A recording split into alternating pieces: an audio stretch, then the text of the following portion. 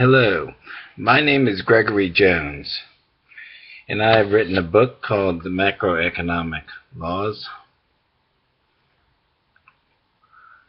And you can purchase a copy at Ex Libris, Amazon, or Barnes & Noble.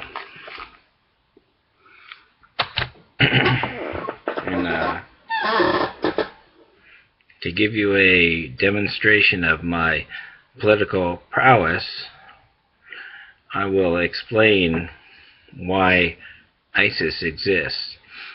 ISIS exists because we invaded Iraq, I believe in the year 2002. That's right. The invasion of Iraq inflamed the Muslim community and created a strong anti-Americanism, which remains to this day in the Middle East. They didn't like us from the beginning, but now they hate us much more deeply, and ISIS is a reflection of that hatred.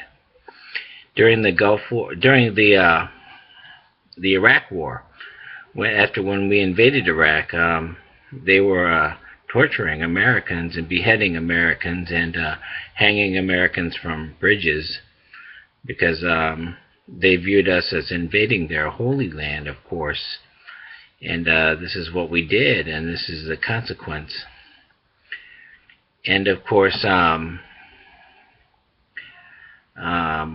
as General Powell said, you broke it, you own it. We invaded Iraq, and now we have a big problem on our hands. And of course, ISIS is a dangerous organization. Now, this what they do is they destabilize that area is what they do, and the attack could come home to us because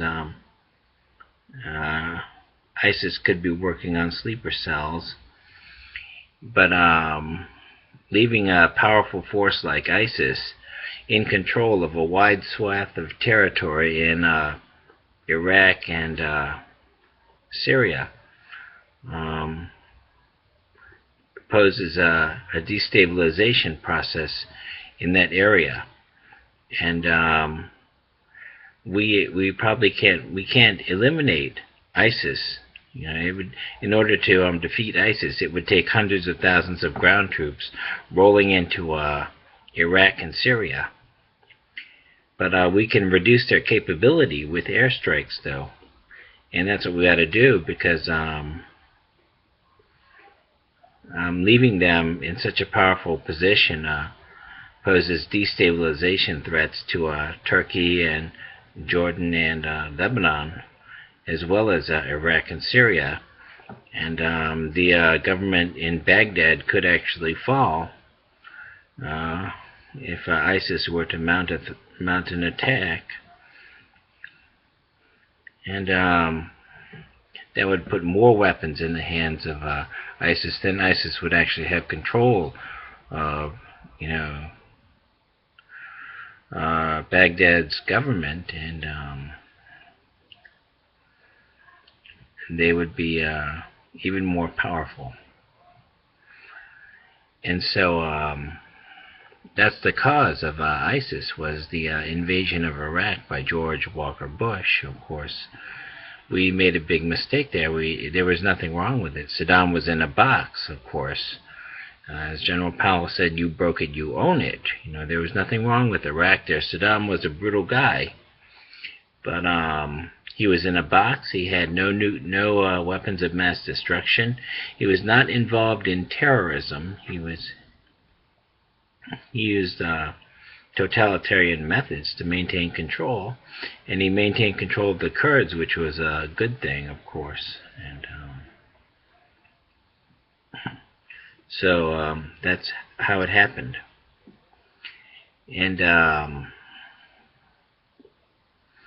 what we need to do with ISIS is, as I said, airstrikes in Syria as well as Iraq. And as far as putting in hundreds of thousands of ground troops to defeat ISIL, I wouldn't do it, because once we left, they would simply put it back together, and you would go in there and you would defeat ISIL, and then you'd have an occupation, of course. And once we left, they'd put it back together. And as far as nation building goes and forming a new Iraq, we did that once, and it didn't work, did it? We still haven't strongly established an Afghani government in that country. Nation building is very difficult. So I say airstrikes against ISIL. And it'll probably take about 10,000 ground troops to act as spotters, because then you get greater accuracy and fewer civilian casualties. But of course then you can get captures by ISIL, of course. So President Obama has something to think about there. And that's how it is. And here's my book right here, and contains it contains a foreign affairs strategy, but I haven't filled in all the details in that strategy though. And you can see here it says what it says is vital national security interests, and these are leadership and non-aggression, stability, nuclear strategy and proliferation, anti-terrorism, especially nuclear strategy and proliferation and anti-terrorism. And of course stability is what we desire, not democracy. I notice I didn't include democracy among these vital national security interests. Democracy is useful and is a representative form of government, but democracy in smaller countries tends to be unstable, and it doesn't allow the leader to take on the rebel groups in those countries and maintain the integrity of the country, like in Iraq, of course, and Syria, Libya, Saudi Arabia, and so on. President Bashir Assad is actually a duly elected politician. He won the election there. And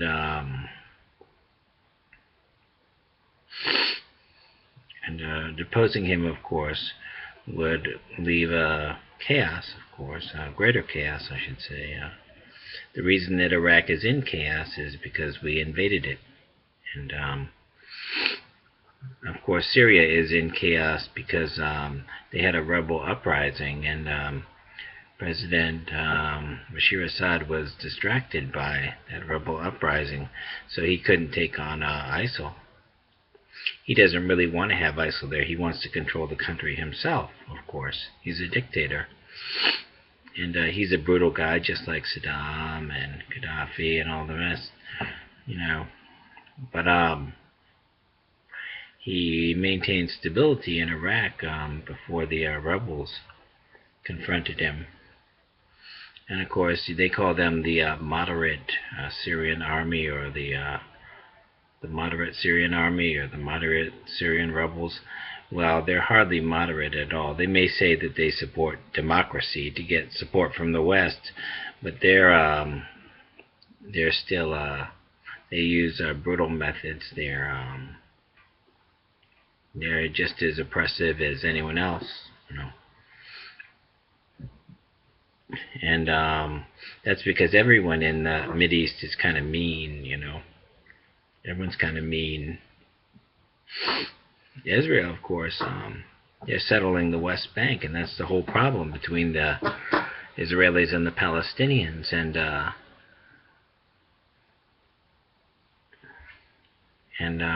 so that's what it looks like. And so you can buy my book right here, and it has, the information about causes of poverty and foreign affairs, and it has my poetry and nuclear strategy.